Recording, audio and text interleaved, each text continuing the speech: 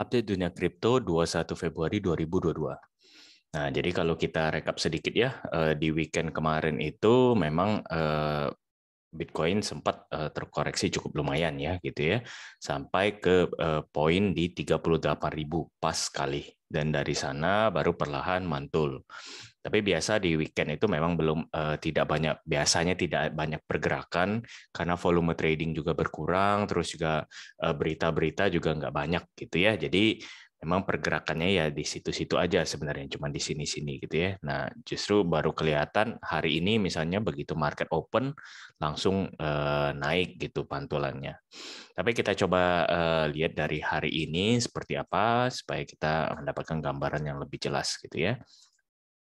Yang pertama, yang pasti kita harus tahu dulu mengenai krisis di Ukraina dan Rusia ya.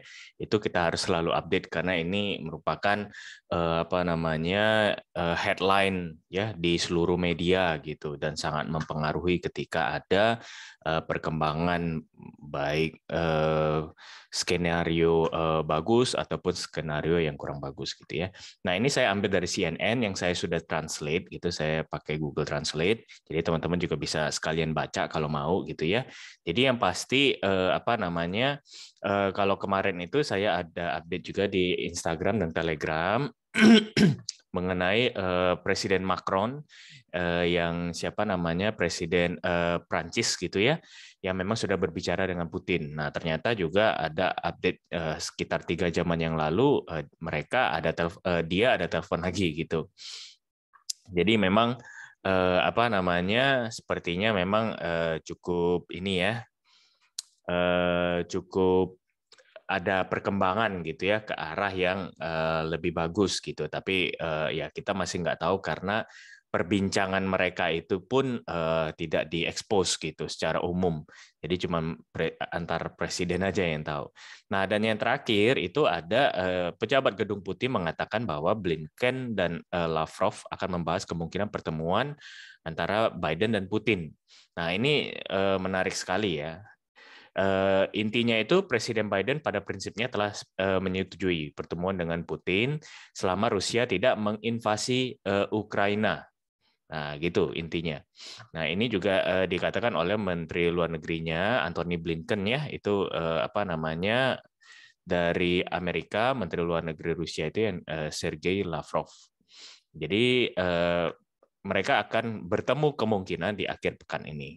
Nah, jadi kalau misalnya memang belum ada invasi sampai akhir pekan ini, mungkin ada suatu kemajuan gitu ya.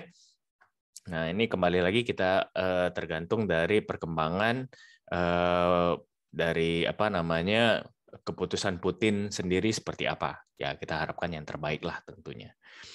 Nah, terus kita kalau melihat first mover, ini judulnya RMB, renminbi gitu ya, itu naik gitu karena memang mereka ada ngetes digital yuan di Winter Olympics ini, dan Winter Olympics kan udah kelar gitu. Jadi apa namanya mungkin memang ada sentimen positif ke sana gitu ya. Tapi kripto ya kemarin tahu sendiri gimana. Nah, kalau kita lihat S&P di Dow Jones ya itu masih yang terakhir Jumat punya ya. Oke, terus ini di apa namanya diperburuk dengan berita OpenSea kemarin yang adanya rumor mengenai eksploitasi gitu. Jadi banyak user yang tiba-tiba komplain NFT mereka itu hilang gitu. Nah, bagi yang nggak tahu, OpenSea ini adalah NFT marketplace ya. Jadi kalau mau jual beli NFT itu ini merupakan platform yang paling besar setahu saya sejauh ini.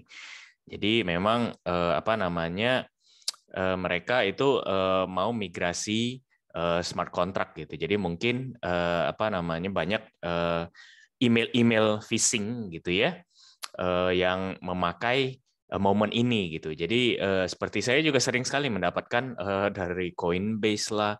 Ini bukan official ya, tentu scam semua dari Coinbase, dari MetaMask, dari Trust Wallet, suruh verifikasi lah, KYC segala macam. Pokoknya ada yang bilang transaksi keluar lah.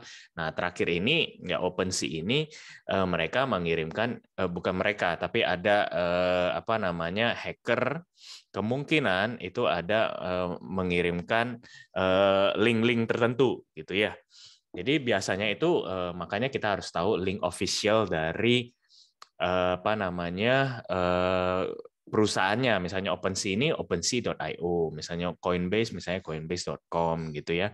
MetaMask itu ada juga nggak apa gitu. Jadi kita harus tahu semua. Jadi jangan sembarang langsung klik kalau dapat email, apalagi yang mungkin urgent gitu ya. Mereka bikinnya itu namanya phishing. Kalau misalnya memang belum tahu, itu mereka bikin satu website yang sangat mirip dengan aslinya gitu. Tapi biasanya website itu cuma beberapa page karena cuma untuk konfirmasi kita gitu ya. Kita masukkan wallet lah, kita masukkan password segala macam gitu. Dan setelah itu kita masukkan, mereka dapat datanya ya mereka langsung ambil apa namanya kita punya entah token atau dalam hal ini NFT gitu. Ini masih di follow up terus. Dia bilang terakhir itu 32 user yang memang mengatakan bahwa NFT mereka itu dicuri, dan itu memang apa namanya sepertinya mereka sudah mengikuti prosedur dari si hackernya ini. Jadi ya apa boleh buat gitu ya. Kalau memang begitu sih memang agak susah, kita nggak bisa juga menyalahkan perusahaannya karena itu harus melihat sendiri apa namanya ya pinter-pinter sendirilah kita untuk mencegah hal itu terjadi. Biasanya kalau saya lihatnya dari email, ya, email address. Nah, kalau misalnya sudah email address yang pengirimnya itu sudah aneh-aneh, ya udah buang aja langsung, nggak usah dibaca-baca. Nah, ada yang pinter nih, misalnya tadi OpenSea.io gitu ya, dia mungkin pakai OpenSea.com atau OpenSea.net atau apa. Nah, ya itu hacker yang lebih canggih gitu. Jadi kita masih ragu-ragu gitu kan, oh mungkin beneran nih. Kalau misalnya dia sudah pakai alamat lain yang nggak jelas atau pakai apa namanya dari provider email subscription tertentu gitu ya, ya itu sudah aneh lah. Nah, cuma kalau mirip-mirip kita biasanya agak ragu ya. Kalau saya setelah itu oke, kalau misalnya agak ragu, saya cek di apa namanya officialnya, biasanya dari Twitter itu kalau ada tanda centang biru gitu kan, oh berarti ini bagus gitu. Bahkan bukan hanya di kripto aja ya, saya sering juga mendapatkan di Instagram lah, di YouTube lah. Oh, Anda sudah mendapatkan centang biru, konfirmasi di sini sini sini sini.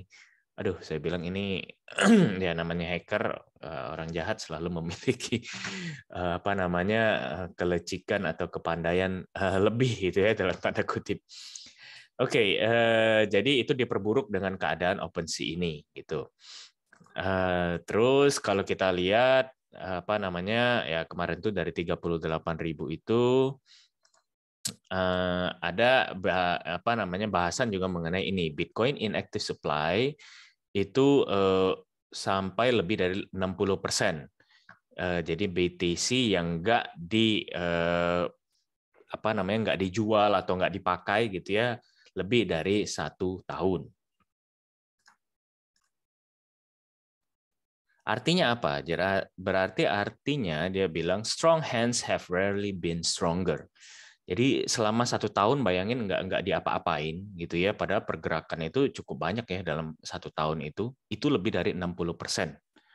Nah, jadi kalau kita kadang melihat seperti ini per hari gitu ya, tapi banyak juga yang memang hodl aja gitu, diamond hands banget gitu ya. Nah, jadi ada pernyataan dari Alistair Milne ini, dia bilang bahwa cuma 2 kali itu terjadi, di mana satu orang yang sudah memegang Bitcoin 1 tahun lebih itu apa namanya meningkat tajam ya di atas 60%, itu terjadi waktu 2016, sorry.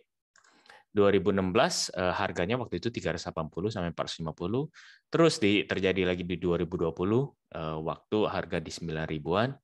Nah, setiap kali ini terjadi katanya itu biasanya terjadi waktu konsolidasi sebelum huge bull move. Nah, dia bilang begitu. Jadi sebelum apa namanya ada pergerakan bullish besar gitu ya. Nah, kalau misalnya low time frame sebaliknya itu memang banyak untuk spekulator, jadi spare pain dia bilang begitu. Jadi memang konsekuensinya ya itu ya, karena kita harus melihat bahwa memang kalau dalam jangka pendek itu lebih cenderung trading tentunya, dan itu ya sangat high risk gitu ya. Semakin lama kalau kita hodl ya memang semakin besar kemungkinan kita bisa profit. Tapi kebanyakan saya lihat terutama di Indonesia gitu ya, perilaku trader kripto ini itu agak dalam tanda kutip salah gitu. Dalam arti kripto pun sudah dikenal karena naiknya itu wah ratusan persen, 1000%, 2000%. Jadi orang itu greedy gitu. Jadi pengen kaya cepat. Nah, itu yang sudah dalam tanda kutip salah menurut saya ya untuk memulai trading di dunia kripto gitu. Walaupun saya bilang ini trading loh ya, bukan investasi secara keseluruhan. Karena kalau begitu investasi itu ya harus memperhatikan ini. Nah, kalau kita misalnya di 2016 $380, kita hodl sampai berapa tahun pun kan nggak mungkin turun sampai ke sana harganya. Nah, misalnya pun $9.000 pun juga ya orang dengan senang hati akan hodl aja. Mereka bahkan mungkin tinggal taruh di Binance misalnya, Huobi, Earn gitu ya, berapa ya tinggal bisa dapat berapa persen per tahun ya udah gitu. Jadi kita harus melihat dari segi kalau misalnya kita masuk sekarang gitu. Makanya kalau saya ngelihatnya saya adalah jangka pendek karena ini belum harga termurah nih BTC-nya gitu ya. Harga termurahnya kapan ya kita nggak tahu. Apalagi ini ada bayang-bayang resesi, perang segala macam. Jadi saya nggak berani mengestimasi harga termurah itu berapa. Cuman yang pernah saya share itu aja dari electricity cost segala macam itu ya, operational cost. Kalau terakhir itu kalau nggak salah kemarin pernah saya bahas gitu ya. Nah, kalau misalnya sudah mencapai electricity cost itu berarti sekitar 20 ribuan, itu saya berani spekulasi ya untuk investasi gitu. Apa namanya kita langsung, bukan kita ya, saya gitu mungkin akan bukan apa namanya ngelong atau apa, tapi lebih ke spot ya kalau saya sih. Karena pikiran investasi ya selalu lebih bagus ke spot. Itu mungkin saya bisa all in kalau sudah mendekati harga itu. Nah, tapi ya nanti lihat keadaan, kalau misalnya resesi dan perang itu terjadi, apalagi dua-duanya ya bisa drop sampai berapa kita kan nggak tahu ya. Oke, setelah itu ini opini nggak begitu penting ya. Oke, untuk berita mungkin cukup ya. Kita lihat sekarang mengenai data seperti biasa. Ini saya delete dulu aja, close. Datanya kalau misalnya dari open interest itu nggak begitu bagus. Nah, ini apa namanya? Kalau dari funding rate itu ya masih daerah sini-sini lah ya, nggak begitu kelihatan tinggi banget, 0,01 min 0,01, jadi gerakannya di sini-sini aja. Nah, LTH SOPR kemarin itu sempat naik tinggi. Nah, ini juga yang menyebabkan saya kalau di VIP itu saya ada pasang short. Itu karena saya lihat ini juga kemarin itu ada apa namanya beberapa data itu yang memang menunjukkan jelek sekali gitu, long likuidasi lah, LTH SPR ini naik lah, terus banyak sekali lah indikasi-indikasinya. Jadi kalau kita short lebih pede gitu ya untuk kemarin. Nah, kalau untuk hari ini lebih ke arah flat data ini. Terus kalau kita lihat dari akumulasi whales itu ya juga masih flat ya, nggak begitu besar pergerakannya. Untuk inflow BTC ada sedikit kenaikan walaupun nggak terlalu parah gitu. Tapi ini sudah agak inilah ya apa namanya, berarti ada tren naik. Nah itu jadi apa namanya agak bearish sedikit, netral ke bearish lah. Yang lainnya masih lebih ke arah netral karena flat ya. Kalau exchange juga flat banget. Untuk Fear and Greed turun 2 poin, ya tentu itu disebabkan dari kemarin karena next update-nya masih 18 jam lagi gitu. Jadi ini juga bearish untuk aplikasi secara on-chain kita lihat. Ini juga cukup bearish ya. Jadi sejauh ini masih bearish semua. Cuman yang berita tadi itu agak cukup bagus ya. Nah, kalau dari technical, secara short term itu bullish. Nah, ini menarik nih. Apalagi 5 menit, wah bullish sekali. Nah, ini juga bullish. Nah, kita sekarang coba lihat dari trading view ya. Preset seperti apa, terus analisa kita sendiri itu seperti apa. Kita lihat di beberapa time frame. Untuk 1 hari tetap masih bearish, 4 jam juga bearish, 1 jam sudah mulai netral, 15 menit bullish. Nah, kelihatan sekali perubahannya ya. Jadi kemungkinan ada kenaikan dulu untuk time frame kecil gitu. Nah, kita lihat dari time frame besar dulu ya. Nah, karena ini baru minggu yang baru gitu, Senin gitu ya. Jadi kita lihatnya bisa per weekly dulu biar ada gambaran gitu. Nah, kalau dari weekly ini kita cek ya. Itu sebenarnya memang terlihat bahwa BTC ini masih sideways gitu ya, tapi rentangnya agak besar. Jadi dari sini gitu sekitaran 35 ke ke 40-an gitu ya. Bisa misalnya sampai ke sini ke 44-an gitu. Nah, 45 gitu ya. Jadi tapi kita lihat ada candle evening star. Nah, bagi yang nggak tahu evening star itu apa, ini saya ada masukkan Google-nya ya. Ini evening star ini seperti ini. Jadi ada pola begini, terus penurunan. Nah, kalau kita lihat ini mirip ya, terus penurunan. Nah, biasanya itu menunjukkan ke arah bearish gitu. Nah, kalau misalnya kita lihat sebaliknya, ini sedikit edukasi aja. Kalau morning star itu tandanya bagus gitu ya biasanya. Diikuti dengan pergerakan naik. Nah, tapi kalau misalnya evening star ini biasanya pergerakannya turun gitu. Nah, itu agak kurang bagus ya kalau kita lihat dari sisi candle. Jadi hati-hati karena kalau misalnya memang ini terkonfirmasi ya mungkin bisa ke daerah di sini dulu nih. 36-an. Gitu ya, 36. Karena ini pernah terjadi di support di sini. Week-nya kita nggak hitung lah. Karena di sini pun langsung naik lagi. Jadi di sini kita lihat supportnya itu di 36.000. Nah, itu jadi hati-hati kalau secara weekly. Kalau secara satu harian, ini mirip-mirip 1 hari sama 4 jam, 1 jam gitu ya. Saya tahu karena saya sudah bikin untuk VIP duluan.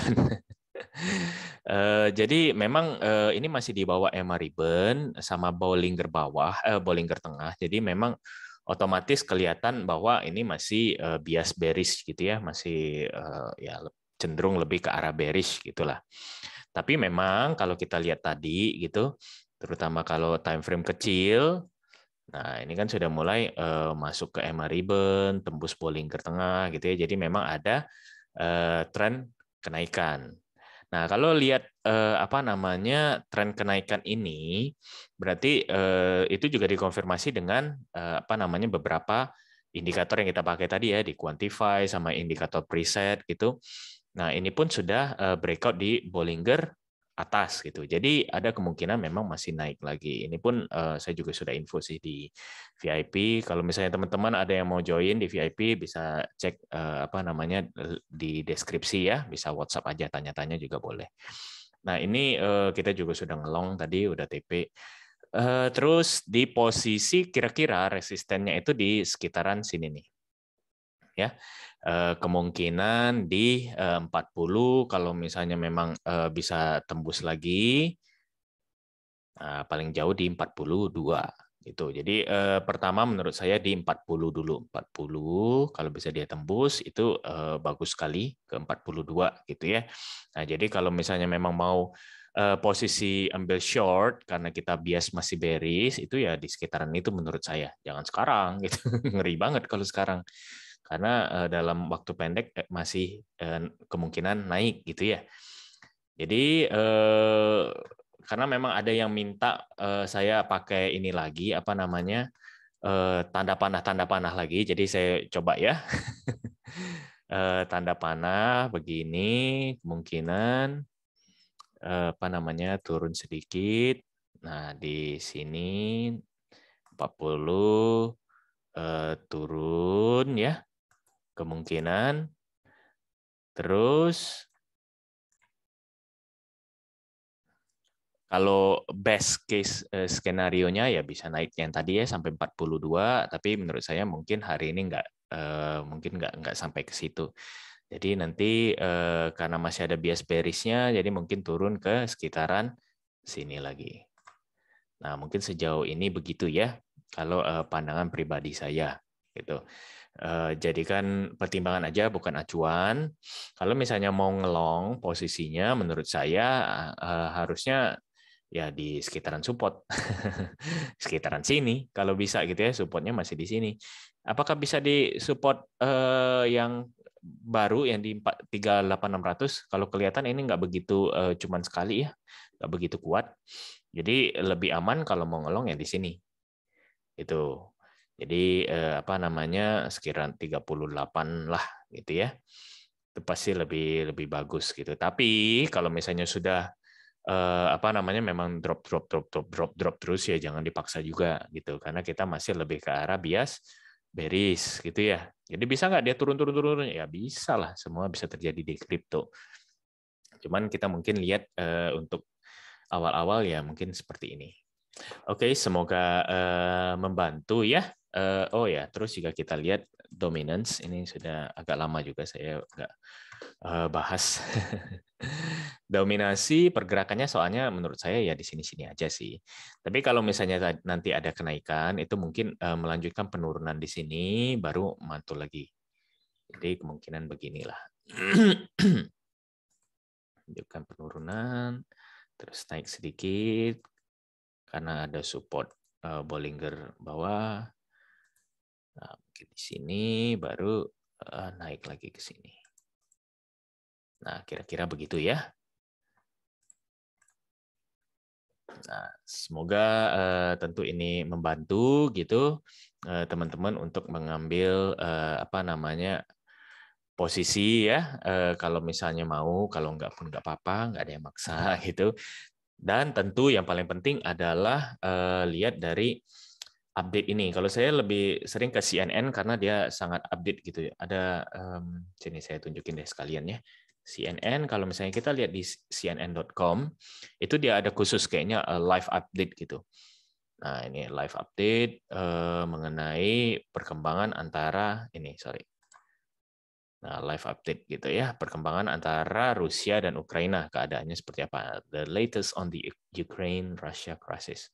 Nah, jadi dia update terus. Nah, ini masih ada lagi apa namanya 3 update baru. Nah, jadi kita harus cek terus lah menurut saya ya. Nah, dari yang tadi saya apa namanya kasih tahu tadi awal pun sekarang ini udah ada tambahan banyak gitu ya. Jadi dibaca aja kalau misalnya ada pergerakan signifikan positif dan negatif itu pasti langsung berpengaruh kepada market. Karena technical juga ya cuman bisa membantu gitu ya. Kalau makro sudah bergerak ya kita nggak bisa bilang apa-apa. Oke, stay safe di market tentunya. Terima kasih sudah menonton dan jangan lupa untuk like dan subscribe serta komen dan share video ini supaya teman-teman yang lain juga bisa mendapatkan manfaat dengan menonton video ini. Oke, terima kasih.